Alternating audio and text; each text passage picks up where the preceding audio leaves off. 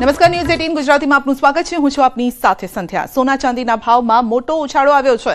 1 kilo ચાંદીનો ભાવ 2,65,000 પર પહોંચ્યો છે. 10 ગ્રામ સોનાનો ભાવ 1,44,500 થયો છે. ગઈકાલે સોનાનો ભાવ 1,42,000 હતો, જ્યારે કે ચાંદીનો ભાવ 2.5 લાખ હતો. તો ગજાની બહાર પહોંચી રહ્યું છે અને સતત વધઘટ જોવા મળી રહી છે સોના અને ચાંદીના ભાવમાં. ક્યારેક ભાવ 2-5 હજાર ઘટી જાય છે, ક્યારેક એકદમ વધી જાય છે, જેને લઈને અસ્થિરતા આ ખાસ જોવા મળી રહી છે. પરંતુ આ અસ્થિરતા વચ્ચે ઓલ ટાઈમ હાઈ સપાટીએ ચાંદીનો ભાવ પહોંચ્યો છે. તો 1 કિલો ચાંદીનો ભાવ 2,60,000 ને પાર પહોંચી ગયો છે. તો 1 કિલો ચાંદીનો ભાવ 2,65,000 પહોંચ્યો છે.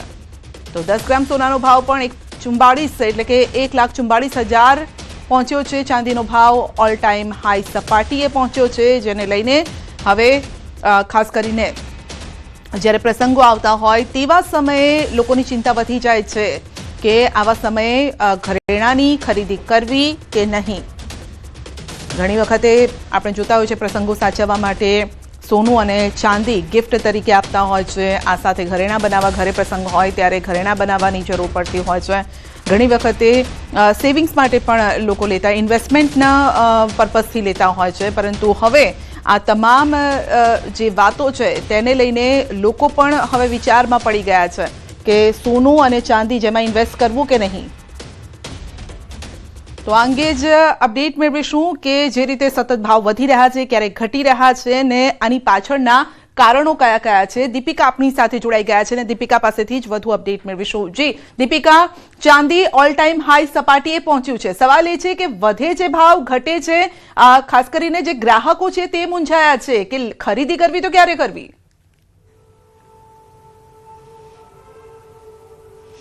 બિલકુલ, ગ્રાહકો તો મૂંઝાયા છે, પરંતુ જે રોકાણકારો જેમણે પહેલેથી જ રોકાણ કર્યું હતું તો તેમની માટે તો બલ્લે બલ્લેનો દિવસ છે. કારણ કે ચાંદી અને સોનું જે પ્રકારે હાઈ સપાટી પર પહોંચ્યું છે, હજુ પણ કેટલું વધી શકે છે કે પછી હવે ડાઉન આવશે, તે વિશે વાતચીત કરવા માટે અમદાવાદ જ્વેલર્સ એસોસિએશનના પ્રમુખ જીગરભાઈ સોની મારી સાથે છે. તેમની સાથે વાત કરીશું. જીગરભાઈ, પ્રિડિક્શન હતું તે પ્રકારે થઈ રહ્યું છે. આપે પ્રિડિક્ટ કર્યું હતું કે હજુ પણ ચાંદી 3 લાખ જઈ શકે છે. આજના દિવસે શું કહેશો? કેવી રીતે ચાંદી અને સોનાની ખરીદી હજુ ગ્રાહકોએ કરવી જોઈએ કે પછી અટકવું જોઈએ? બેન, હું વારંવાર કહું છું કે every deep is a call buying. એટલે કે જ્યારે પણ ભાવનો ઘટાડો આવે છે ત્યારે એ એક બાઇંગ કોલ તમને હોય છે. આપણે જાણીએ છીએ કે ચાઇના દ્વારા જે રીતે ચાંદી ઉપર એક્સપોર્ટ ઉપર જે લગામ રાખવામાં આવી છે, સાથે સેમિકન્ડક્ટર તેમજ સોલાર પેનલની ડિમાન્ડ ખૂબ વધવા પામી છે. હવે તો ભારત પણ એક અગ્રીમ દેશ થઈ રહ્યો છે પ્રોડક્શનની અંદર. એટલે કે ભારતમાં પણ ચાંદીની ખપત અથવા ડિમાન્ડ આટલી જ વધવાની છે. સાથે સાથે આપણે ત્યાં ઇન્વેસ્ટરો પણ ખૂબ પ્રમાણમાં ચાંદીની ખરીદી કરી રહ્યા છે. તો આ જ પરિસ્થિતિને માંગતા ડિમાન્ડ અને સપ્લાય જોતા આવનારા વર્ષોની અંદર ચાંદીનો ભાવ સૌપ્રથમ તો 3 લાખ રૂપિયા આવશે, મને એવું લાગી રહ્યું છે. આજે પણ હું એમ જ કહીશ કે આ વીકની શરૂઆત એક ભાવના વધારા સાથે થઈ છે. વિથ GST 2,65,000નો ભાવ આજે જોવા મળી રહ્યો છે ચાંદીમાં. સોનામાં 1,45,000 GST સાથે સોનાનો ભાવ ઝડપથી આપણને 1.5 લાખ અને ચાંદી 3 લાખ થવા પામશે. એટલે કે આજે પણ થોડી ઘણી ડીપ આવે તો કસ્ટમર બાઇંગ કરી શકે છે. હજુ ડીપ એટલે કે ડાઉન કેટલું જઈ શકે છે? કારણ કે એવા ર્યુમર્સ પણ હતા કે 70,000 થઈ જશે, 90,000 થઈ જશે, પરંતુ એવું કશું જ ન થયું. હજુ સોનું એ જ સપાટી ઉપર છે. બેન, તમે સમજો, જ્યાં સુધી વિશ્વની અંદર આપણે જાણીએ છીએ કે અમેરિકા દ્વારા વેનેઝુએલા ઉપર હુમલો કરવામાં આવ્યો અને તેલનો કબજો જે કહેવાય મેળવવામાં આવ્યો છે. સાથે સાથે અમેરિકા દ્વારા વિવિધ બીજા દેશો છે કે ડેનમાર્ક દેશ સાથે યુરોપિયન કન્ટ્રીઓ દ્વારા પણ હવે નાટોમાં કેવી રીતે કામ કરવું, તેમજ ભારત સાથેના સરળ કદમો કેવી રીતે વિકસાવવા, તેમજ રૂસ અને ચીનની નિકટતા અને તેના દ્વારા વેનેઝુએલા ઉપર થયેલા હુમલાની તીખી પ્રતિક્રિયા, સામે સામે રૂસ દ્વારા જે પેટ્રોલિયમ કહેવાય US દ્વારા તેને તકેદારી કરવી. એટલે કે દુનિયાની અંદર વિવિધ પ્રકારના એવા ઇન્સિડન્ટ્સ બનતા જાય છે કે જેમાં સેફ હેવન બાઇંગ એટલે કે ગોલ્ડ અને ચાંદી જેને કહેવાય એ બંનેની ખરીદારી વધતી જાય છે. તો મારો અંગત અભિપ્રાય એવો છે કે હાલના સંજોગોમાં સોનું અને ચાંદી ડીપ ઇન ધ સેન્સ કે આપણે સમજો કે 1.40નો ભાવ 137 આવ્યો ત્યારે મેં આપણે કીધું હતું કે ભાઈ આ ડીપ બાઇંગ કહેવાય ને એ વખતે સોનું ચાંદી લેવાય. ચાંદી પણ 10-15 હજાર ઘટે તો મારી દ્રષ્ટિએ એ ડીપ બાઇંગ કહેવાય. અને ત્યાં એને આપણે ખરીદવું જોઈએ. તો હાલની તારીખમાં 2,65,000 હોય તો 2,60,55 આવે, અથવા તો જેને એમ છે કે ના ભાઈ આપણે ઇન્વેસ્ટમેન્ટ કરીને મૂકી દેવું છે તે આ ભાવે પણ કદાચ ખરીદશે તો નુકસાન આવશે નહીં. અને અમે પણ આજે જોવા જઈએ તો ભારતની અંદર ડિમાન્ડ સપ્લાયમાં એકચ્યુઅલ ખરીદારી આપણે ધંધાકીય દ્રષ્ટિએ ઓછી છે, ઇન્ડસ્ટ્રીયલ ડિમાન્ડ ખૂબ છે, માટે ડિસ્કાઉન્ટમાં ચાંદી આપણને મળી રહી છે. અચ્છા જીગરભાઈ, અત્યારે તો આપણે જાન્યુઆરીમાં ઉભા છે, ફેબ્રુઆરી, માર્ચ, એપ્રિલ, ખાસ કરીને જે તહેવારોની સિઝન ચાલુ થતી હોય છે, રક્ષાબંધનથી આપણે ત્યાં તહેવારોની સિઝન ચાલુ થાય, શું જોઈ રહ્યા છો એ વખતે ચાંદી, સ્પેશિયલી દિવાળીમાં, ધનતેરસનો તહેવાર સૌથી મોટો આપણો ગુજરાતીઓનો તહેવાર, તો એ વખતે શું જોઈ રહ્યા છો? ચાંદી અને સોનાના ભાવ આપના પ્રમાણે, નિષ્ણાત પ્રમાણે તમે જે રીતે કહી રહ્યા છો, સોના ચાંદી ત્યારે કેટલા હશે? બેન, જો કોઈ પણ વસ્તુનું પ્રિડક્શન એવું છે કે વિશ્વ શાંતિ થાય, અમે આપણે એવું ઈચ્છીએ છીએ એક નાગરિક તરીકે, તો સોના ચાંદીના ભાવો સ્થિર થાય. જેમ ભાવો સ્થિર થાય તેમ ઘરાગી વધે છે. હાલના સંજોગોમાં ભાવો જે રીતે વધી રહ્યા છે તે પ્રમાણે 9 કેરેટ અને આવનારા સમયમાં તેના ડિમાન્ડ સાથે 14 કેરેટ અને 18 કેરેટના દાગીનાની ડિમાન્ડ વધશે. સાથે સાથે ચાંદીની અંદર મેં આપણે કીધું એમ ઇન્વેસ્ટરો ખૂબ પ્રમાણમાં વધી રહ્યા છે. ચાંદીના દાગીના 9 to 5 યુટેન્શિયલ્સ તેની પણ ડિમાન્ડ ખૂબ પ્રમાણમાં વધી રહી છે. બિલકુલ, તો ડિમાન્ડ વધી રહી છે એટલે તેને લઈને ખાસ કરીને હાલ સપ્લાય તો છે, માલ તો પુરવઠો તો છે, પરંતુ આગામી સમયની અંદર શું પરિસ્થિતિ રહેશે સંધ્યા, તે પણ હજુ ડામાડોળ જેવી પરિસ્થિતિ છે. જો કે હા, એક વાત તો ચોક્કસ છે કે ચાંદી અને સોનાના ભાવ હજુ પણ ઉત્તરોત્તર વધી શકે તેવી શક્યતાઓ છે તે માર્કેટમાં વર્તાઈ રહી છે. નિષ્ણાતના મતે, જીગરભાઈ સોનીના મતે પણ તે જ શક્યતા દેખાઈ રહી છે. જી, બીજો એક સવાલ અહીંયાથી એ પણ આવી રહ્યો છે કે પ્રસંગોમાં તો ખરીદતા હોય છે, કમૂરતા પૂરા થાય પછી એક શુભ પ્રસંગોની એક શરૂઆત થતી હોય છે. કહેવાય છે આપણે ગુજરાતીઓ અને ખાસ કરીને માનતા હોય લોકો કે કમૂરતામાં ખરીદી ન કરવી જોઈએ, તો કદાચ લોકો અત્યારે ખરીદી ન કરે, પરંતુ કમૂરતા પૂરા થાય પછી કેવી લેવાલી જોવા મળશે એ અંગે આપણે જાણીશું. બિલકુલ બિલકુલ, કમૂરતા પૂરા થાય, અત્યારે તો કમૂરતામાં મોટા ભાગે લોકો ખરીદી નથી કરતા હોતા. આપણે ગુજરાતીઓ મુહૂર્તમાં બહુ માને, તો શું માની રહ્યા છો 14 તારીખે એટલે કે હમણાં જ ઉત્તરાયણ પછી જ્યારે મુહૂર્ત શરૂ થાય ત્યારે આસપાસના ભાવ ઘટાડો જોવા મળશે, વધારો જોવા મળશે? 2-3 દિવસમાં શું પ્રિડિક્શન? 1-2 દિવસમાં ઘટાડાઓ તો આવે, બાકી હું તો ઉત્તરોત્તર વધારો જોઈ રહ્યો છું બેન. $100 ચાંદી એટલે કે 2.5 થી 3 લાખની વચ્ચે 14 તારીખે ભાવ તમને કદાચ 2.70, 75 કે 85, અને સોનું અંદાજિત 1.48 કે 1.5 લાખ મને ઉત્તરોત્તર ઉપર લાગી રહ્યું છે. એટલે સોનું ખરીદવું હોય તો કમૂરતામાં પણ લઈ લો. સોનાને ચાંદીની ખરીદી ક્યારે પણ કોઈ કમોરતા કે એને બાધ્ય નથી રહી. ઉપરથી કમોરતામાં હવે તો ભાવ વધવા માંડ્યા છે છેલ્લા 2 વર્ષનો ટ્રેન્ડ જોતા. એટલે હું તો એવું માનું છું કે ચોક્કસ કમોરતા હોય તો ભાવમાં લેવું જ જોઈએ. એટલે સોના ચાંદીની ખરીદીમાં ઓવરઓલ સંધ્યા એવું કહેવું છે કે મુહૂર્ત જોવાની જરૂર નથી, કારણ કે હજુ પણ ભાવ જ્યારે ડીપ બાઇંગ છે તે જોવા મળી રહ્યો છે, તો હજુ પણ ભાવ વધશે તેવી શક્યતાઓ દેખાઈ રહી છે. સંધ્યા જી બિલકુલ, દીપિકા આપનો આભાર અમારી સાથે જોડાવા બદલ. તો ચાંદી હાઈ સપાટીએ, ઓલ ટાઈમ હાઈ સપાટીએ છે અને સતત આ ભાવ વધતા રહેશે. પીએમ મોદી અને જર્મન ચાન્સેલર મર્ઝનું સંયુક્ત સંબોધન, બંને દેશો વચ્ચે થયા છે મહત્વના કરાર. પીએમ મોદીએ જણાવ્યું છે કે જર્મની સાથે સંબંધ મજબૂત બનાવવા ભારત પ્રતિબદ્ધ છે. Green energy mega project game changer બનશે. બંને દેશો સુરક્ષિત, વિશ્વસનીય અને સ્થિતિ સ્થાપક સપ્લાય ચેઇન વિકસાવવા મળીને કામ કરી રહ્યા છે, તથા રક્ષા ક્ષેત્રે વધતો સહયોગ વિશ્વાસનું પ્રતીક છે. તદુપરાંત ભારતીય નાગરિકો માટે જર્મની તરફથી વિઝા ફ્રી ટ્રાન્ઝિટ સુવિધા બદલ પીએમએ માન્યો છે આભાર, અને આ સાથે જર્મન યુનિવર્સિટીઓને ભારતમાં રોકાણ કરવા માટે આપ્યું છે આમંત્રણ. આ સહિત પીએમએ આતંકવાદને ગંભીર ખતરો ગણાવી દુનિયાના અન્ય દેશોને મળીને આતંકવાદ વિરુદ્ધ સામેની લડાઈ ચાલુ રાખશે તેમ પણ જણાવ્યું છે. मुझे खुशी है कि गुजरात के लोथल में बनाए जा रहे नेशनल मैरीटाइम हेरिटेज कॉम्प्लेक्स से जर्मन मैरीटाइम म्यूजियम जुड़ रहा है. हम एक मत है कि आतंकवाद पूरी मानवता के लिए एक गंभीर खतरा है. भारत और जर्मनी इसके विरुद्ध एकजुट होकर पूरी दृढ़ता से રાજકોટમાં કચ્છ અને સૌરાષ્ટ્ર રિજનલ વાઇબ્રન્ટ સમિટનો આજે અંતિમ દિવસે કેન્દ્રીય મંત્રી પિયુષ ગોયલ હાજર રહ્યા. સાથે જ ગુજરાત સરકારના કેબિનેટ મંત્રી ઋષિકેશ પટેલ, જીતુ વાઘાણી, કૌશિક વેકરિયા ઉપસ્થિત રહ્યા. પીએમ સૂર્યઘર મફત વીજળી યોજનાના લાભાર્થીઓને સન્માનિત કરવામાં આવ્યા. રિજનલ સમિટ અંગે કેન્દ્રીય મંત્રી પિયુષ ગોયલે આપ્યું છે નિવેદન. આગામી સમયમાં ગુજરાતથી પ્રેરિત થઈ અને અન્ય રાજ્યોમાં પણ થશે રિજનલ સમિટ. વધુમાં જણાવ્યું છે કે ગુજરાત દેશને 24 કલાક વીજળી કઈ રીતે મળી શકે તેનું ઉત્તમ ઉદાહરણ પૂરું પાડ્યું છે. તો ગુજરાત ભારતનું ગ્રોથ એન્જિન છે. જેમ જેમ ગુજરાતનો વિકાસ થશે તેમ તેમ ભારતનો વિકાસ થશે. आप सब तो डबल सौभाग्यशाली हैं कि आप गुजरात में हैं. गुजरात की भूमि में अलग ही तेज है, अलग ही काबिलियत है. गुजरात ग्रोथ इंजन है भारत का. अलग अलग क्षेत्र में अपार संभावनाएं गुजरात में देखने को मिलती है. मुझे पूरा विश्वास है जिस प्रकार से गुजरात ने ये नई पहल की है. 2003 में वाइब्रेंट गुजरात शुरू किया था. आज पूरे देश में हर राज्य स्पर्धा करता है निवेश लाने के लिए. अलग अलग रीजनल कॉन्फ्रेंसेस की पहल की गई है. मैं उसके लिए आप सबको बहुत बहुत बधाई देता हूं. सौराष्ट्र के सभी लोगों को बधाई देता हूं. કડકડતી ઠંડીમાં ઠૂઠવાવવા માટે તૈયાર થઈ જજો. હવામાન વિભાગે ઠંડીને લઈને કરી છે આગાહી. આગામી 24 કલાકમાં તાપમાન વધવાની શક્યતા છે. 2-3 ડિગ્રીનો ઘટાડો થતા ઠંડીનો ચમકારો વધશે.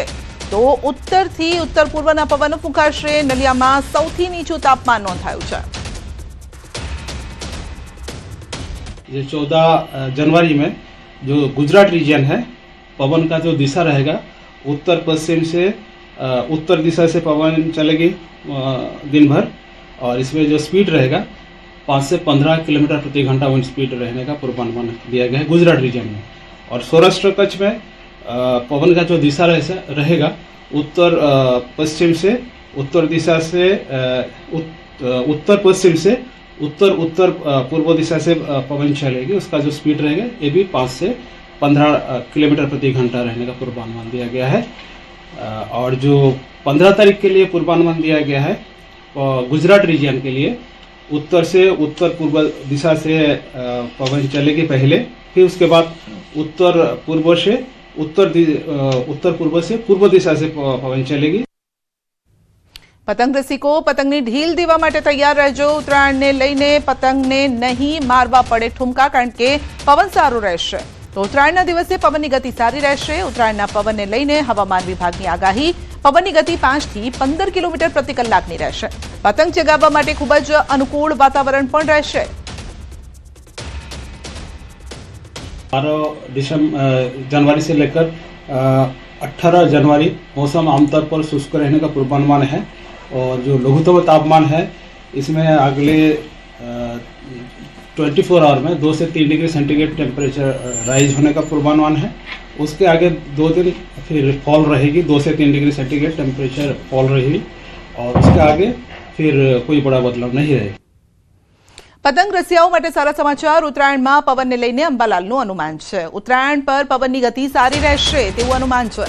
સવારે 7 થી 11 સુધી પવનની ગતિ સારી રહેશે. મહેસાણા અમદાવાદમાં પવનની ગતિ 7 થી 9 કિલોમીટરની રહેશે. મહુવા, ગાંધીધામ, જામનગરમાં સારો પવન રહેશે. દરિયા કિનારે પવનની ગતિ 13 કિલોમીટર રહેવાનું અનુમાન છે. સુરતમાં આંચકાના પવનની ગતિ રહેશે 26 કિલોમીટરની આસપાસ રહેશે. પતંગ રસિયાઓ માટે પવનની ગતિ સાનુકૂળ રહેશે. 15 જાન્યુઆરીએ સવારમાં પવનની ગતિ ઓછી રહેશે. દિવસ દરમિયાન પવનની ગતિ વધઘટ થતી રહેશે. પતંગ વેચવા માટે પતંગ ચગાવવામાં કેવું પવન રહેશે તેની ગતિવિધિ જોવામાં આવતી હશે. તો ભિન્ન ભિન્ન ભાગોમાં આપણે પવનની ગતિવિધિ જોઈએ તો લગભગ પરોળીના ભાગમાં, અમદાવાદના ભાગોમાં લગભગ પરોળીએ 7 કિલોમીટર ક્યાંક 9 કિલોમીટરનો પવન રહેવાની શક્યતા છે. મહેસાણામાં પણ 9 કિલોમીટર 7 કિલોમીટર, પાલનપુરમાં 8 થી 7 કિલોમીટર, મહુવા, ભાવનગર, પોરબંદરમાં થોડો પવનની ગતિ થોડી વધારે રહેશે. ગાંધીધામમાં પવનની ગતિ વધારે રહેશે. જામનગરમાં પણ પવનની ગતિ લગભગ 9 કિલોમીટરની આસપાસમાં રહેવાની શક્યતા છે. સવારે રાધનપુરમાં 9 કિલોમીટર આસપાસ, વિરંગામાં 10 કિલોમીટરની આસપાસ, દરિયા કિનારે 12 કિલોમીટરની આસપાસ, સુરતમાં 9 કિલોમીટરની આસપાસ રહેવાની શક્યતા છે. સવારના ભાગમાં પવનની ગતિ 9 થી 7 કિલોમીટર રહેવાની શક્યતા છે. બપોરે 10 વાગ્યાની આસપાસ 6 થી 7 કિલોમીટર મહદ ભાગોમાં, અને બપોરે 1 વાગે 6 થી 7 કિલોમીટર, અને સાંજે 4 વાગે 6 થી 7 કિલોમીટરની આસપાસ રહેવાની શક્યતા છે. પરંતુ વિન્ડ ગસ્ટ કેટલાક ભાગોમાં, એટલે કે પવનના લહેરાની ગતિવિધિ ક્યારેક વધારે છે તો કોઈ ભાગમાં 15 કિલોમીટર અને કેટલાક ભાગમાં 15 થી 20 કિલોમીટરની આસપાસ રહેવાની શક્યતા રહેશે. સામાન્ય રીતે પતંગ રસીઓ માટે, પતંગ ચગાવવા માટે સમય સાનુકૂળ રહેશે, પરંતુ વચ્ચે પવનના લહેરા આવે ત્યારે ઢીલ મૂકવી પડે. એટલે એકંદરે આ ગતિ સારી રહેશે. તારીખ 15મી તારીખે પણ પવનની ગતિ સવારે ઓછી અને દિવસ દરમિયાન પણ ક્યારેક વધારે કે ક્યારેક ઓછી રહેવાની શક્યતા રહેશે. જમ્મુ કાશ્મીરમાં કડકડતી ઠંડીનો પ્રકોપ યથાવત છે. સતત ઘટી રહેલા તાપમાનના કારણે સમગ્ર ઘાટીમાં બરફની ચાદર છવાઈ ગઈ છે. આ કાતિલ ઠંડીની અસર હવે પાણી પુરવઠા પર પણ જોવા મળી છે. તાપમાન 0 થી ઘણું નીચે ગયું છે અને પાણીની મુખ્ય પાઇપલાઇનમાં પાણી જામી ગયું છે. પાણી બની ગયું છે બરફ. કડકડતી ઠંડીના કારણે વહેલી સવારે ઘરો સુધી પાણી પહોંચતું નથી. સ્થાનિક લોકોએ પીવાના પાણી માટે બરફ ઓગાળવો પડે તેવી સ્થિતિ સર્જાઈ છે. कश्मीर घाटी में इन दिनों कड़ाके की ठंड है. दरअसल चलाई कलान का मौसम चल रहा है. चलाई कलान 40 दिनों का होता है. 21 दिसंबर से चलाई कलान का मौसम शुरू हो जाता है. चलाई कलान के दौरान पानी जम जाता है, जो नदी नाले हैं वो फ्रीज हो जाते हैं और आप देख सकते हैं किस तरीके से वाटर पाइप्स के इर्द गिर्द यहाँ पे सब कुछ जम गया है. तो ये है आजकल कश्मीर में सर्दी का हाल. आप देख सकते हैं कि किस तरीके से वाटर पाइप्स के इर्द गिर्द सब कुछ फ्रीज हुआ है. पानी पाइप्स में जम जाता है, घरों तक नल का पानी नहीं पहुंच पा रहा है. हर जगह लगता है जैसे कांच बने हुए हैं. यहाँ पे इतनी सर्दी है और पारा लगातार गिर रहा है. श्रीनगर में रात का दर्जे हरारत जो है -6 डिग्री सेल्सियस तक पहुंच गया, जबकि गुलमर्ग एरिया में करीब -10 डिग्री सेल्सियस तक पारा गिर गया है. और लगातार इस तरीके के मंजर कश्मीर में देखने को मिल रहे हैं. पानी की पाइप्स लगातार फ्रीज हो रही हैं और नल का पानी घरों तक नहीं पहुंच पा रहा है, खासतौर से सुबह के टाइम, क्योंकि रात भर दर्जे हरारत जो तापमान है वो बहुत ज्यादा गिर जाता है और उसकी वजह से सारे नल जो हैं वो जम जाते हैं. और ये आप देख सकते हैं कई जगहों पे जो डिपार्टमेंट है वो छेद करते हैं पानी की पाइप्स को, ताकि पानी की रवानी जो है वो बरकरार रहे. लेकिन जहां पर भी पानी की पाइप्स में छेद किए जाते हैं उसके इर्द गिर्द आप देख सकते हैं कि किस तरीके से कोहरा लग जाता है. ये पानी की पाइप्स, इसकी वजह से भी इर्द गिर्द जो है पानी की मूवमेंट रुक जाती है, क्योंकि जब ये सब कुछ फ्रीज हो जाता है तो पानी जो पाइप्स के अंदर होता है वो रुक जाता है. तो फिलहाल लगातार लोगों को इस तरीके की दिक्कतों का सामना करना पड़ सकता है, क्योंकि मौसम विभाग का कहना है कि आने वाले कुछ दिनों में सर्दी में और इजाफा हो सकता है. तो यह है इस वक्त कश्मीर घाटी का हाल. બુલેટિનમાં આગળ વધીશું નાનકડા બ્રેક બાદ.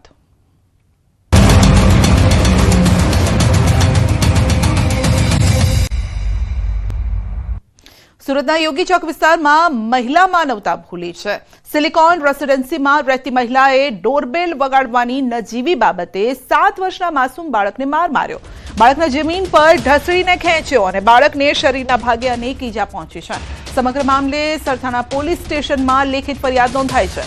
આરોપી મહિલાએ બાળકની માતાને પણ ખુલ્લેઆમ ધમકી આપી. બાળકની માતાને કહ્યું કે જો બાળક ફરી આવું કરશે તો વધુ માર મારીશ. મહિલાની આ ક્રૂરતાને લઈને લોકોમાં પણ રોષ છે. બાળકને માર મારનાર મહિલા સામે કાર્યવાહીની માંગ કરવામાં આવી રહી છે. સમગ્ર ઘટનાના સીસીટીવી પણ સામે આવ્યા છે. તો નિષ્ઠુર મહિલાની આ હરકત જોઈ લો. સવાલ એ છે કે તેની સામે કાર્યવાહી ક્યારે કરવામાં આવશે. તો મહિલા માનવતા ભૂલી ગઈ છે. માસૂમ બાળકને માર માર્યો છે અને મામલો ફક્ત એટલો હતો કે ડોરબેલ વગાડ્યો હતો. ફક્ત આ બાળકને ઢસડ્યો જ નહીં, પરંતુ તેની માતાને પણ ધમકી આપી છે. જોકે હવે આ મામલે ફરિયાદ નોંધાવવામાં આવી છે. જોવાનું રહેશે કે આ મહિલા સામે કોઈ કાર્યવાહી કરવામાં આવે છે કે નહીં. વધુ અપડેટ મેળવીશું સંવાદદાતા કીર્તેશ પાસેથી. જી કીર્તેશ, આ મહિલા માનવતા ભૂલી.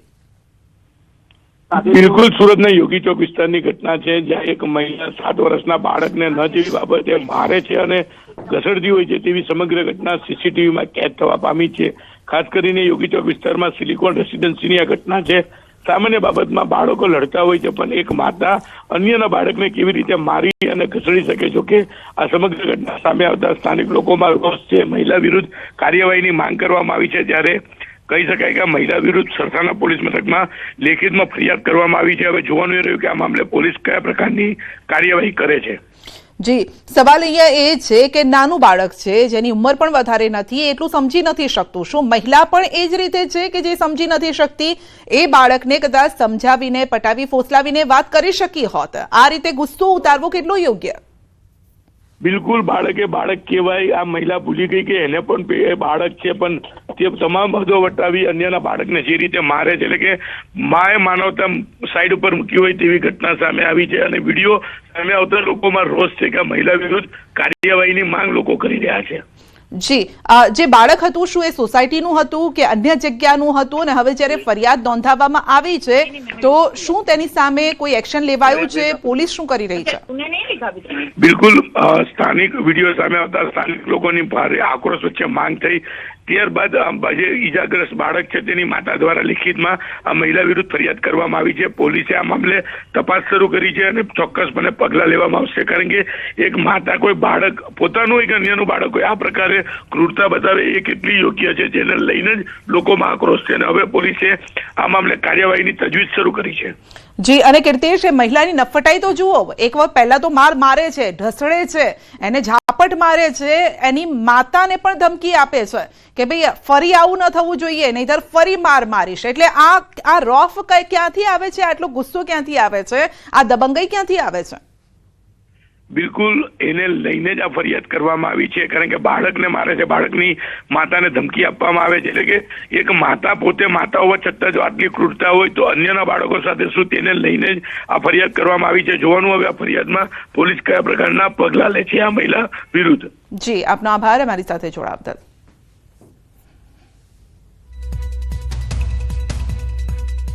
જમ્મુ કાશ્મીરના અનંતનાગ રેલવે સ્ટેશન પર મોક ડ્રીલ યોજાઈ. સુરક્ષા દળો દ્વારા એક સઘન મોક ડ્રીલનું આયોજન કરવામાં આવ્યું હતું. તો આ મોક ડ્રીલનો મુખ્ય ઉદ્દેશ કોઈપણ કટોકટીની સ્થિતિમાં સુરક્ષા એજન્સીઓની સજ્જતા અને ત્વરિત પ્રતિસાદની ક્ષમતાને ચકાસવાનો હતો. તો અનંતનાગમાં મોક ડ્રીલનું આયોજન કરવામાં આવ્યું અને જો ઓચિંતી કોઈ આ પ્રકારની ઘટના બને તો કઈ રીતે જે સુરક્ષા દળો છે તે સજાગ છે, કઈ રીતે લોકલ જે પબ્લિક છે તે સજાગ છે, તેને લઈને આ મોક ડ્રીલનું આયોજન કરવામાં આવ્યું હતું. અને જેમાં આપ જોઈ શકો છો કે રિયલમાં આ પ્રકારનો કોઈ ઇન્સિડન્સ બને તો કઈ રીતે આપણે અલર્ટ રહેવું જોઈએ તેનું એક ડેમોન્સ્ટ્રેશન પણ અપાયું હતું. બુલેટિનમાં અત્યારે બસ આટલું જ. રજા આપશો. નમસ્કાર.